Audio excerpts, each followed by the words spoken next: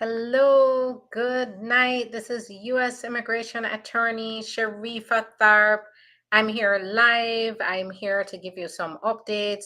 So I'm pretty sure if you've been watching the news, you've been seeing the news about President Biden limiting asylum at the border. Thanks so much for joining.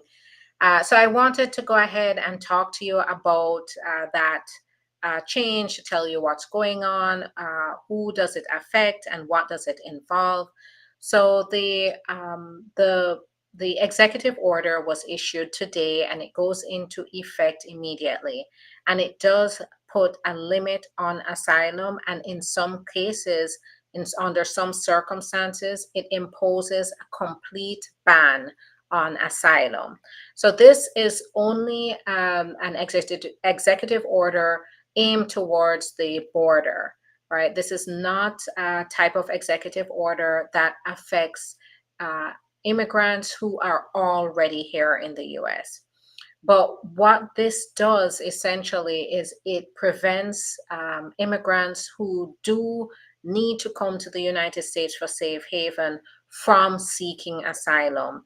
Even if they have a valid claim, the Biden administration has made it so that they would not be heard. They would be turned around without being heard and put back in harm's way.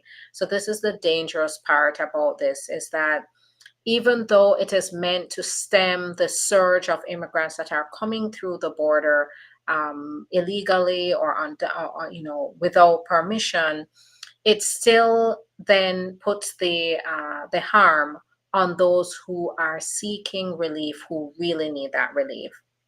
This has been a part, claiming asylum at the border or ports of entry has been an essential part of American policy for decades. And in the past, Trump has tried to also ban asylum, and that did not go well for him.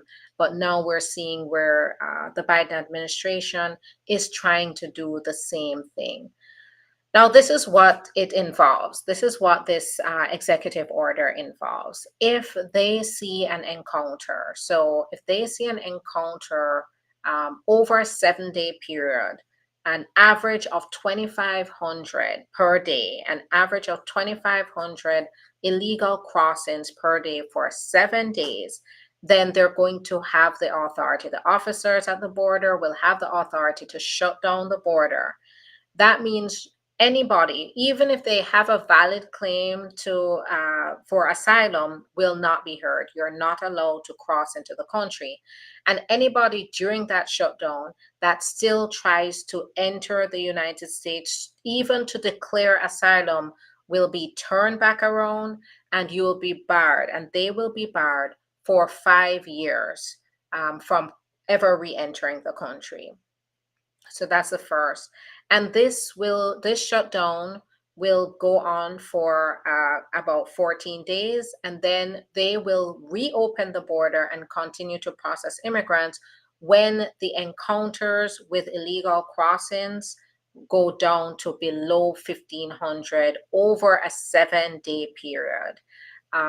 So 1,500, below 1,500, an average of under 1,500 crossings per day for 7 days, then that will be the time that they will then reopen the border. Now, there are some exceptions to this rule. I just want to reassure you that this does not affect those who are already here, you're in asylum proceedings, you're in asylum process right now. This does not affect you. So your case is going to move forward even if the border is shut down. This also will be for those who are at the border.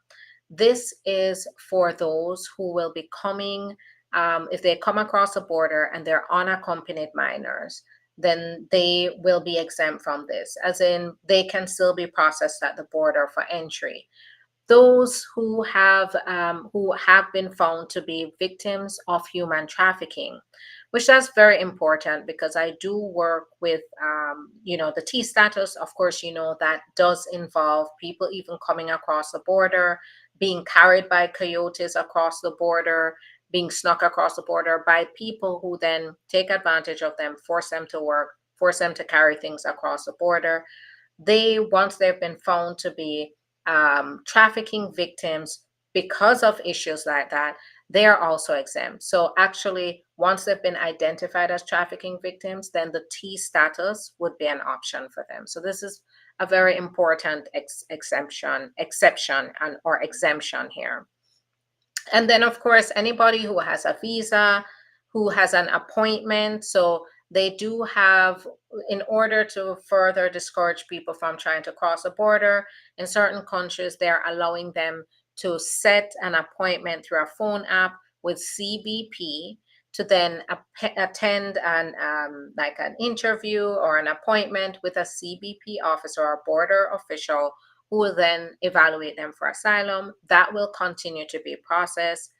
Now, those with visas, those who are citizens, those who are non-citizen nationals and permanent residents are exempt from this as well. So, keep in mind that there are some exemptions, but the point of this is anybody who is going for asylum will face, severe consequences. So not only can will they not be heard, but they may be turned around and they may be prohibited from coming back to the US and even criminally charged for trying to cross a border. So that part is definitely disturbing because when you think about it, think about if you put yourself in the shoes of an asylum seeker, when you are fleeing for your life and you have reached a point where you see hope and safety ahead of you, you see a safe haven, the last thing you're thinking about is going through um, if you have a chance to run across and be safe, you're going to do it, regardless of what the rules are, where the border is. And so, individuals who have a valid reason for fleeing across the border, even if that sometimes means they cross the border without permission, without any formal way, because they are fleeing for their life, right? They should be heard and they should be able to still have the ability to seek asylum. So, when you can put yourself in the shoes of someone who is fleeing, then you can understand why this kind of executive order is dangerous and it puts people in more of a harm's way, because what will happen is those who do come at the time that they're trying to seek safety and trying to seek asylum, they will be turned around and sent back to their country or sent back to Mexico and put in unsafe conditions, put in harm's way. We saw the Remain in Mexico policy, where many of them were living in dire circumstances, really under living conditions, I would say, that not even a dog should be living in, because they were pushed to stay in Mexico. Some of them were living under bridges, living in tents, living in shelters. And they may have had a valid reason to seek safety, and they should have been given safe haven and should have been heard to be processed for the asylum claim. So this is one of the reasons why this policy may not be the best kind of policy. Another concern here is it might backfire. In the past, we saw where they took in unaccompanied minors. These are children. So people, who are desperate for their children to be in a safe country, to build a better life for themselves, to escape the violence, the gang violence, the crime, the dangers in their country, the extreme poverty. They used to send, and this probably still happens, send their kids across the border without any parents or any kind of guardians. And then these children would be taken in by the border patrol. and they would have to be processed, go through the immigration process like that. The thing about this is that this policy now, since they're exempt, is going to now start this trend happening again, where people are going to be sending their kids over without any guardians, without any parents, because they just want to see their children escape the conditions that they have to be in. So that's another thing. Now, another change here is that they are going to be increasing the standard of the credible fair evaluation at the border. So what has been happening is that anybody who comes to the border, they go through a credible fair evaluation.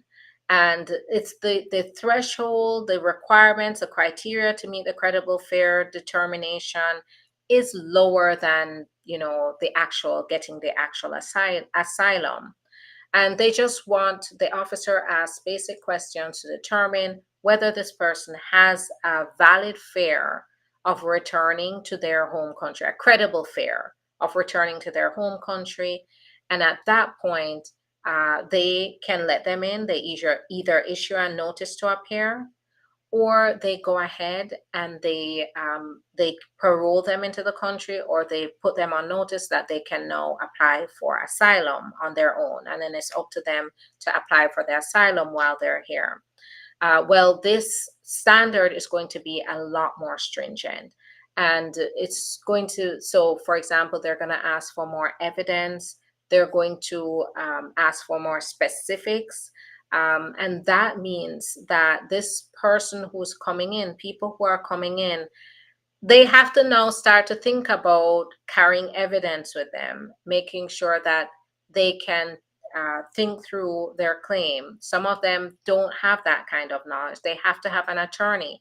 But the thing is, when you're fleeing for your life and trying to cross the border, you are not going to have all of that on hand. Sometimes you leave with barely anything on you, not even paperwork on you, because you're just trying to get to a safe place. Get adjusted before you can then apply for asylum and get representation to apply for asylum. So now that is one of the things that we're going to be seeing. We're going to be seeing a higher standard of review at the border. That's going to allow a lot more people. So if they don't qualify, if they don't pass the credible fair evaluation, they get sent back within hours.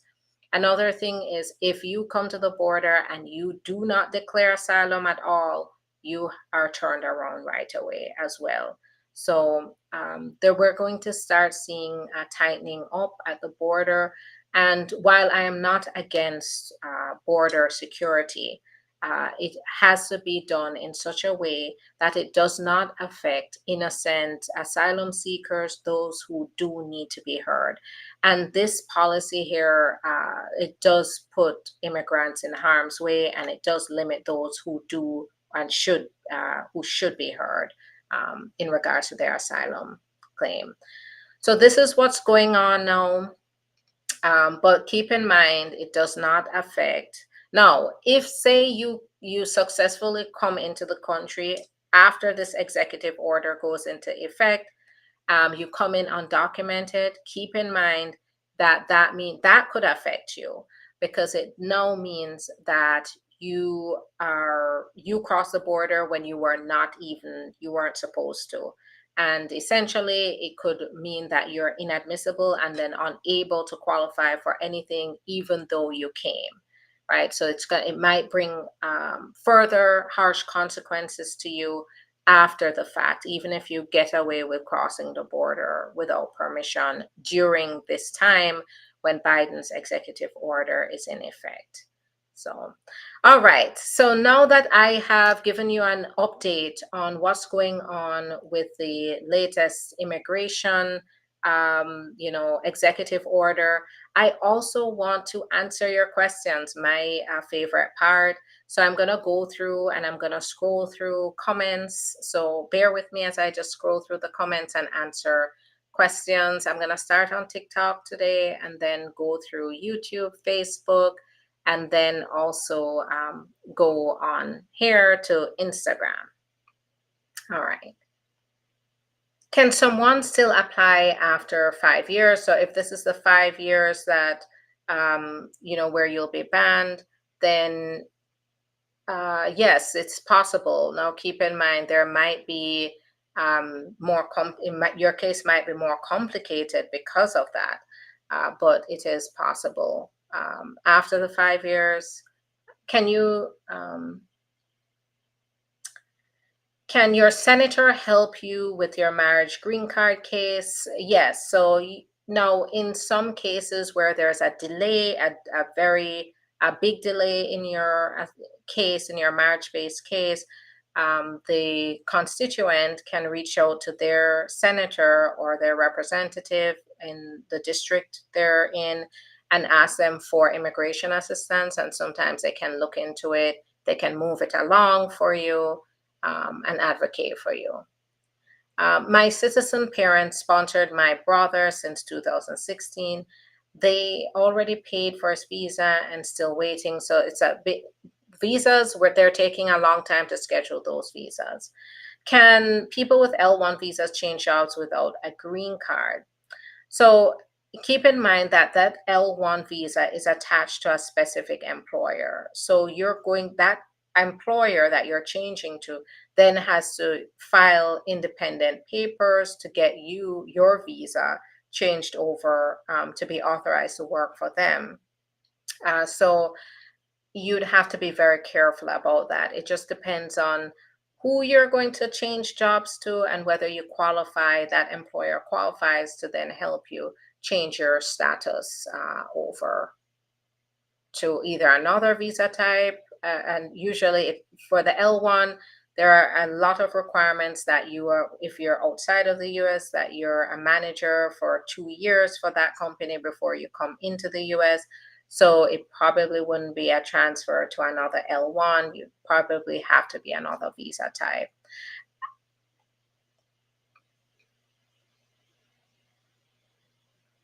Hey, can you help my husband get his travel permit pushed through? So, for our firm, we definitely help our clients with their travel documents and travel permits, but we don't just do that for an individual. So, we do it for our clients, but not just for the travel document.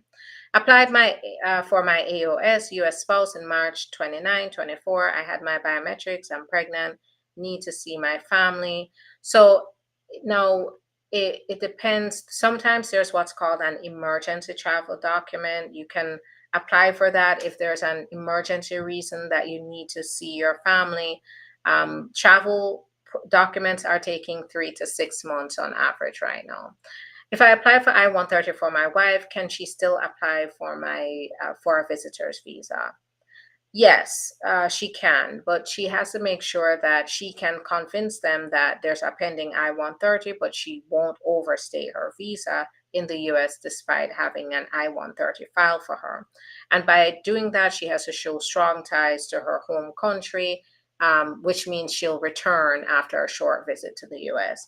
Which visa is the quickest way to get someone from Kenya to the USA? It depends on what they qualify for. This is where it's very important to do a consultation. Do you take cases from Canada for asylum? Yes, we work with clients all over the world. So we're not limited. We work with everyone as long as you qualify. The best way to determine whether you qualify is in that consultation. Would you recommend for international students to apply for green card while still in school? It's going to depend on your situation. Under certain circumstances, if you qualify, why not? For example, you're an international student, but you get married. Absolutely. You're an international student, your parents petition for you. Why not? Do you want to apply for your own green card? Well, there's no way for a student visa to apply, a person with a student visa to apply for the green card just based solely on their student status. You have to qualify based on other criteria. So it's going to depend here.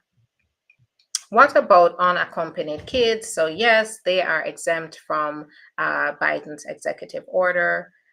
Do you work with illegal? So I don't usually use the descriptive term illegal immigrants. I know people do it and they don't mean any harm, but I don't believe human beings are illegal. And so what I say is, an immigrant who crossed the border without permission or illegally.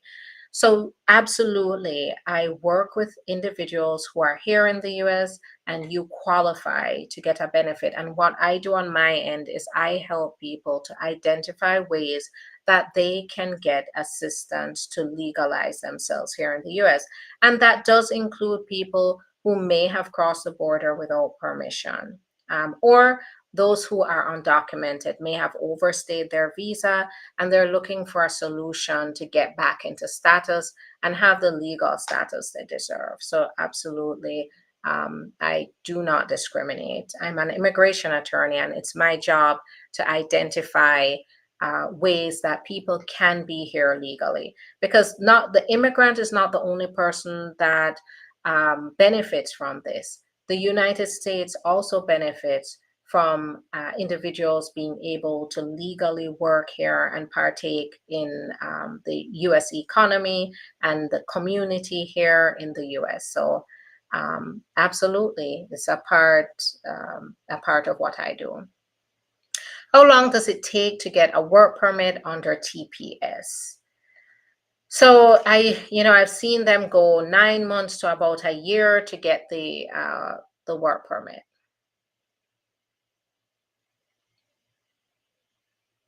All right. Okay.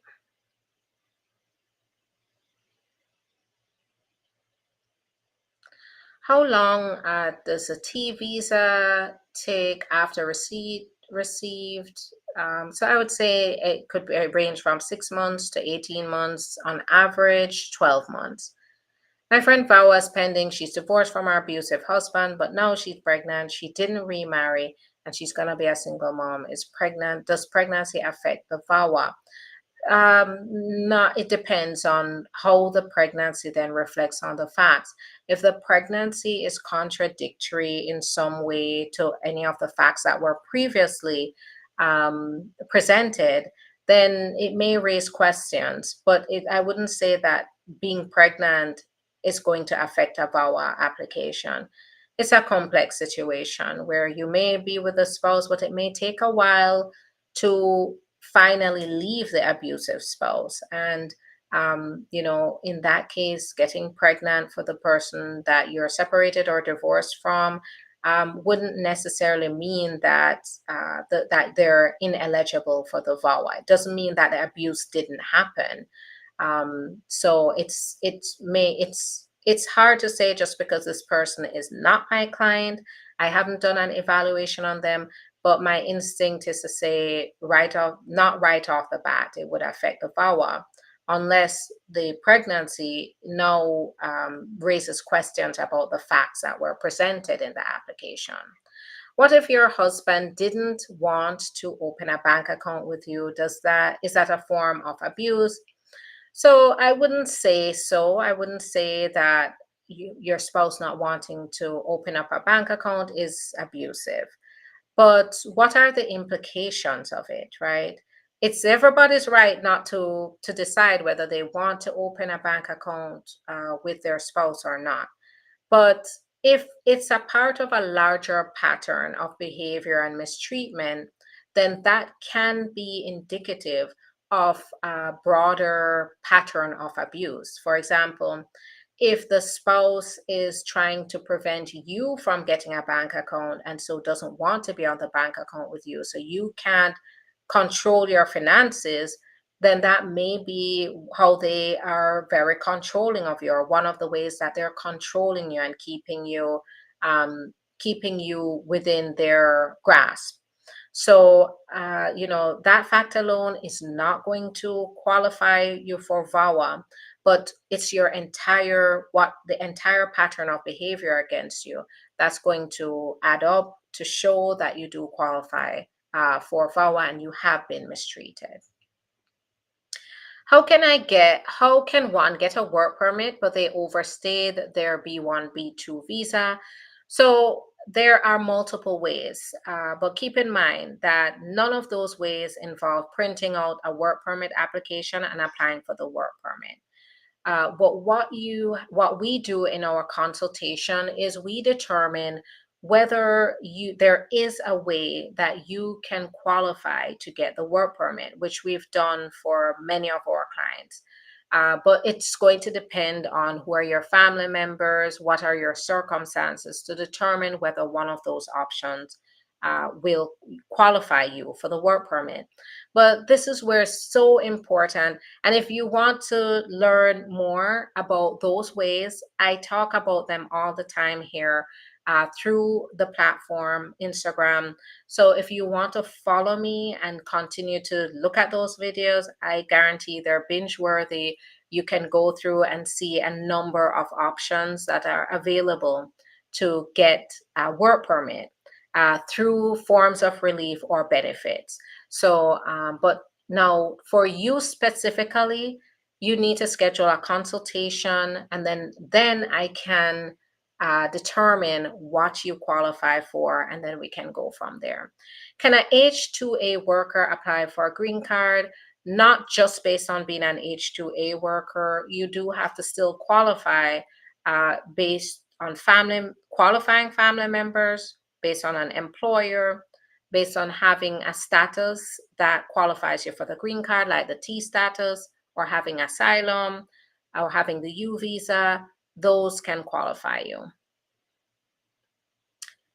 I was in a domestic relationship, which I didn't marry. I moved here, now I'm undocumented and overstayed. My domestic abuse was documented by law enforcement. This is where you can definitely there are different forms of relief. While you didn't get married, I have gotten relief for my clients through T status, but I need to understand the exact facts involved to determine whether you can qualify for T status in this case, but it is possible. So schedule your appointment and let's talk. How long does it take to get an affirmative asylum interview? And also, is it advisable to apply for a travel document to a country other than the country seeking asylum from pending asylum application? So right now we're seeing 7 to 10 years. So it is taking a long time. There are over 1 million asylum cases pending right now. So the system is very overwhelmed and backed up. You do get a 5-year work permit that's renewable while your process is going forward. What I would say here with an pending asylum case, I would not encourage traveling on I mean, it has to be a very, very big emergency for you to travel. Because the pending asylum, remember, a part of asylum is the US is your hope here. This is your last hope to get safety. If you are now then traveling to other countries, it may open the door for the officer to ask questions about whether you could have sought safe haven in another country. So you don't really want to raise those issues. How long does I-130 take to be approved? I'd say 9 to 12 months. Can be less, can be more, but on average, that's what's the processing time, the approvals I've seen. If I'm a US citizen living with my spouse in Canada, can I file for my husband if I'm living in Canada? Or do I have to be in the US to apply? So I've represented clients who have lived with their spouse abroad, but by the time they were going through the final stages, which is usually at the NVC stage, we had to show that they had domicile in the United States and they were living here. So, having a home here, paying bills here to show that they do have a location that they're going to be living in the US. So that is going to be required. But you can start by filing the petition and then work on, establishing domicile in the US later on.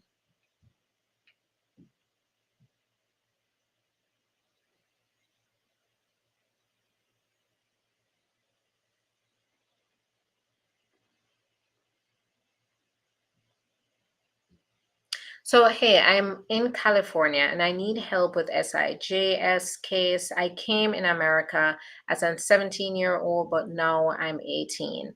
So, we would have to look at what the policy is in California, whether if you reach 18 in some states, you're unable to get what's called a predicate order from the court. The court usually issues a predicate order declaring that you've been abandoned by your parent and that you need to designate a guardian for you. The guardian can, of course, be a relative or someone assigned by the court, but this has usually has to be done before you turn 18. If in some states, for example, Minnesota, it's 21, so there's still hope there. So it's important for you to schedule an appointment. Let's talk and figure out what your options are going forward. But schedule that appointment. So, how long does it take now to get your EAD after you apply for asylum? So, 6 months. Good evening. Can I travel on C1 visa from Canada? So, my experience with the C1, usually the C1D, is it's related to either you're transferring through the United States or you're working and you're trying to catch a ship or a plane to work. And so you can travel with that, but keep in mind there are limitations if you try to overstay that kind of visa. It's a big problem.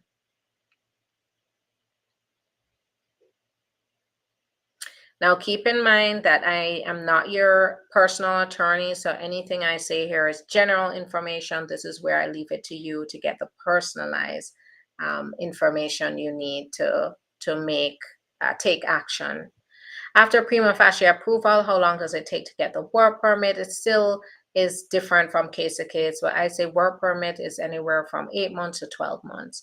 Can a spouse write USCIS and sabotage a VAWA case? Absolutely.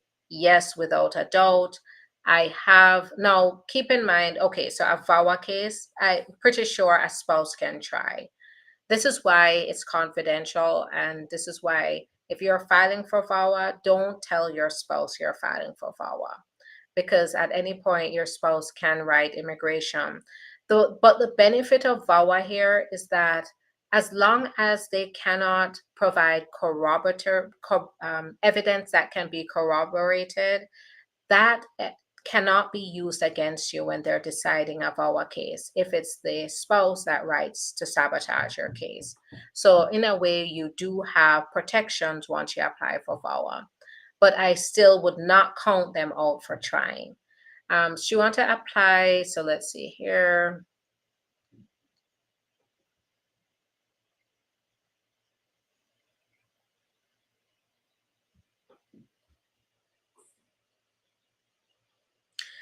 So, hello, I have a sister who has a mistake on citizenship certificate. On country spelling, they put Nigeria instead of Niger. She filled in 565 to correct the error. She wants to apply for passport next week. Will this not be a problem? So, usually, when you're applying for the passport, you do need to provide your citizenship certificate, and that, yes, that can create issues in that they can spot discrepancies between your birth certificate and what the naturalization certificate says, and this can delay your passport process. Or in this case, they can end up denying it because of that. So you probably, and while I'm not your attorney, I don't know your case. I am not representing you. I can definitely see where it may create a potential problem in the passport process because you're required to send your naturalization certificate, and they're gonna check it for accuracy as well. Hi there in Atlanta. It's nice to see you. Okay, my vow was approved on May 15. Congrats. How long will it take to get the green card? Got SS and work combo last year. So I would say about another year to year and a half for them to process the green card. My priority date is July 16th. I was DQ on October 7th, 2022. When can I expect to have my interview? So, they're taking a while. I'm seeing an average of a year and a half to 2 years just to get the interview, even after you've been DQ'd. My friend Vawa, so let's see, she's divorced. I answered that. All right. Let's see. So, how long does it take to get your 10-year green card after your VAWA 2-year conditional expired?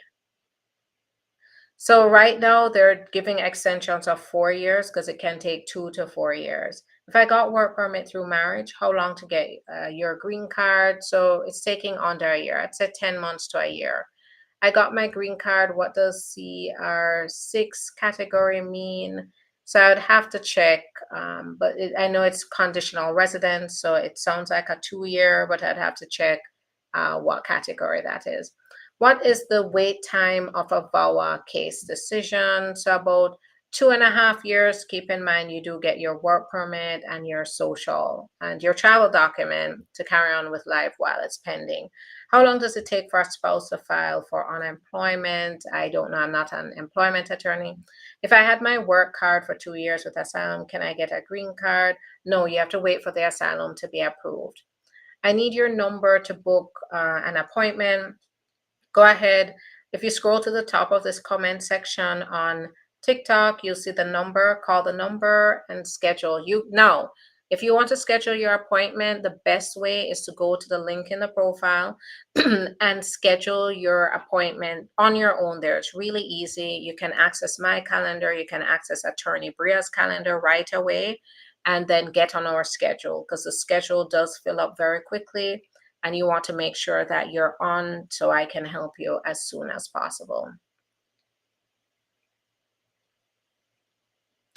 Son has been waiting for citizenship ceremony for 5 months now. Is that normal? No, it's not normal. I have had clients, multiple clients, be sworn in right in the office.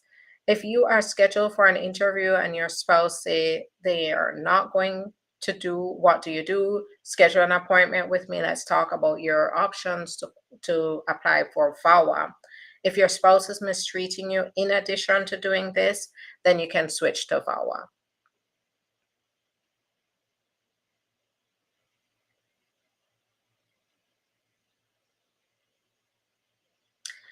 All right, I can't believe it's been 37 minutes already. I'm going to head out. Thanks so much for your time, everyone. I will be back again. But what I say here is go ahead, follow me, subscribe. As soon as you see me come on, then you can join me and we can talk through any updates I may have and then questions you may have for me. Once again, thanks for all your great questions. I appreciate it. And if you want to schedule an appointment, do that because our schedules are filling up as we help many immigrants get through this process. So go ahead and schedule your appointment and then we'll talk to you about your case. All right. Have a good one. Bye-bye.